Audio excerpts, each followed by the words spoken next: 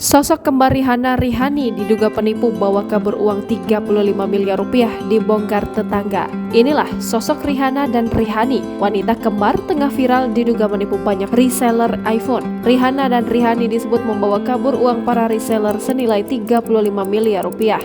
Diungkap salah satu korban bernama Vicky Fahreza. Rihani pernah bekerja di Kementerian Perdagangan. Dari tempat kerjanya itulah, pelaku diduga pertama kali melakukan penjualan ponsel kepada korban. Vicky mengatakan iPhone yang dijual Rihani ini murah, resmi, dan bergaransi dan masih bersegel.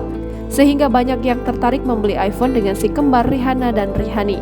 Dari data yang dihimpun, Rihani dan keluarga besarnya pernah tinggal di sebuah perumahan elit Greenwood Townhouse 2 yang beralamat di Jalan Kompas nomor 9 Ciputat, Tangerang Selatan. Melansir dari berbagai situs jual beli daring, harga jual satu rumah di Greenwood Townhouse 2 ini mencapai miliaran rupiah. Salah seorang petugas keamanan perumahan Slamet membenarkan bahwa Rihani pernah tinggal selama 2 tahun lamanya. Namun saat ini, keduanya sudah pindah secara mendadak. Bahkan mereka meninggalkan barang-barangnya di dalam rumah kontrakan tersebut. Menurut pengakuan Slamet, gaya hidup Rihanna dan Rihani dikenal sangat mewah. Bahkan Rihanna dan Rihani mengatakan memiliki lebih dari satu mobil. Di sisi lain, warga mengenal Rihanna dan Rihani dan keluarganya sebagai sosok yang baik.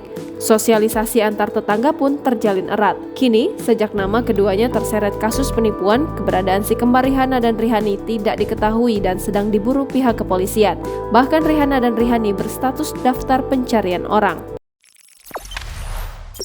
Jangan lupa subscribe, share, komen, dan like ya!